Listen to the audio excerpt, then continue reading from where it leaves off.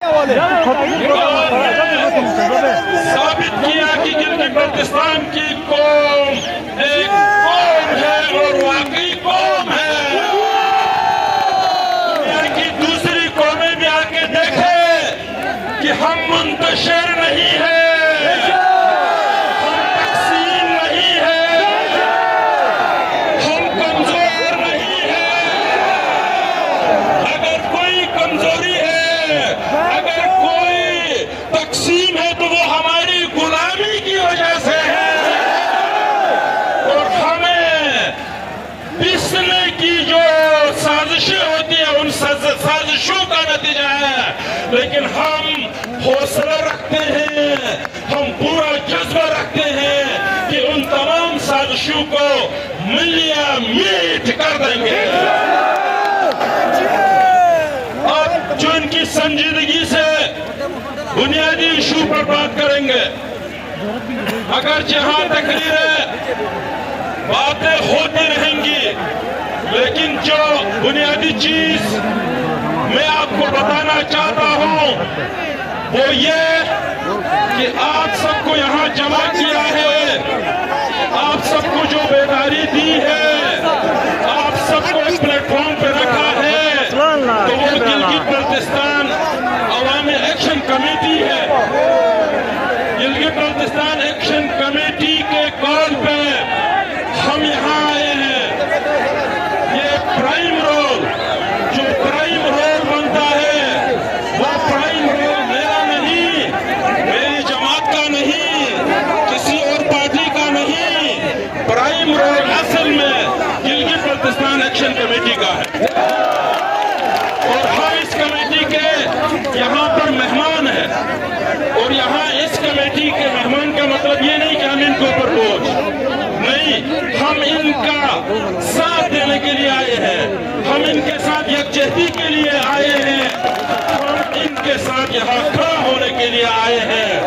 اور اس اجتماع سے, اس دھرنے سے, اس جدوجہد سے, اس تحریک سے جو بھی رزلٹ آئے گا اس کا credit Gilgit Baltistan action committee کو ملے گا.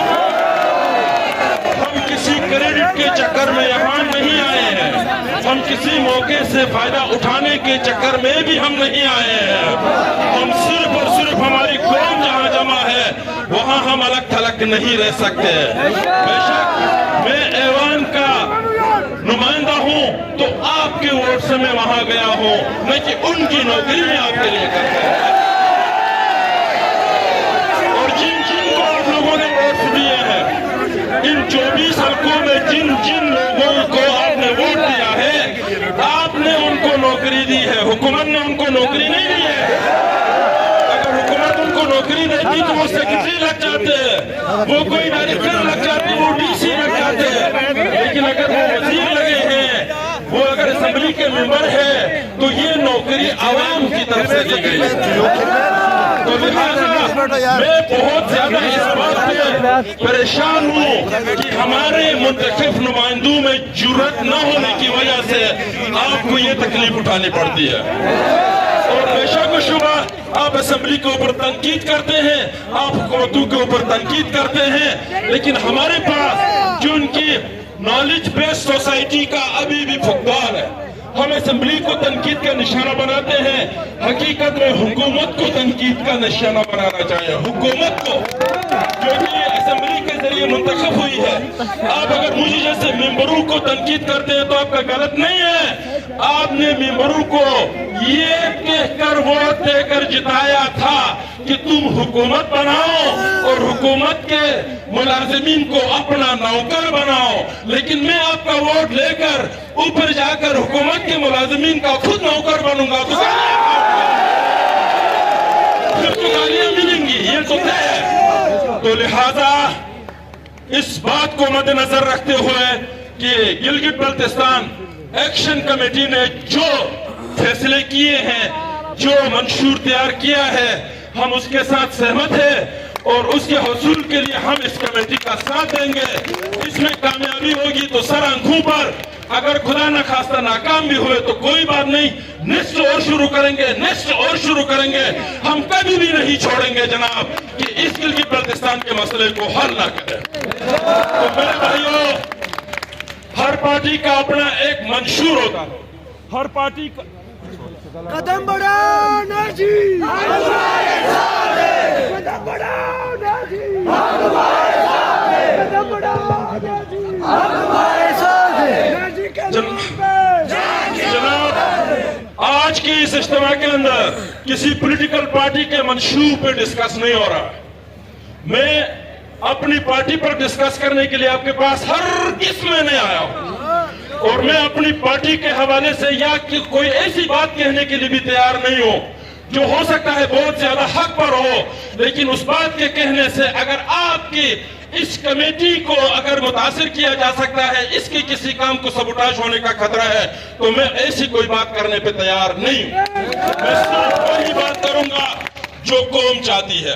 अब आप देखिए जी, कौम सिर्फ गंदुम के दाने पर मुतफिक नहीं है, इसके अलावा भी कौम के पास बहुत से इश्यूज है। बेशक शुबा गंदुम एक प्राइम मसला था, सब लोगों की समझ थी, उस वजह से सारे लोग जमा है। अब उसके बाद जितने भी आपके नुकात है, उन नुकात पर मैं बात नहीं करूंगा। कहीं टैक्स की बात है, कहीं पर ज्यादतियों की बात है, कहीं कुछ है। ये गिलगित बल्तिस्तान के लोगों के मसाइल है, इनके हल के लिए जदोजहद की जानी चाहिए और हुकूमत पाकिस्तान को ये मानना चाहिए। मैं एक नुक्ते पर हुकूमत से ये कहना चाहूंगा, ये जो एक नुक्ता आपने रखा है कि गिलगित बल्तिस्तान में आईनी असेंबली जो है, आइनसार असेंबली का इनेकाद करे, मैं आपसे गुजारिश करूं कि ये जुमला एलोबरेट करने पे जाए तो ये काफी, ये लॉ नोइंग लोग जानते हैं कि इसकी नौयत क्या है। मैं आसान अल्फाज में आपको बताता हूं, मैं आपको सूबे और आजाद कश्मीर की तरह की रियासत में भी नहीं उलझाता हूं।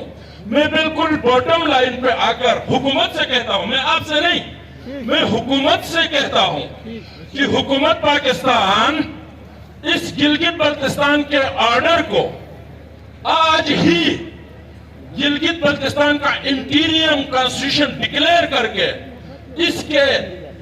इसमें तरमीम का इख्तियार असेंबली को दे दे, तो मैं अपनी कौम को कहूंगा मौका दे दो हुकूमत को। अगर तुम ये भी नहीं करते हो, तुम अपने लिखे हुए ऑर्डर को भी ऊपरी आईन नहीं कहते हो, तो खुदा की कसम तुम्हारा ऑर्डर हम नहीं मानते हैं। फिर तो कोई जवाब नहीं है कि इस ऑर्डर को माना जाए।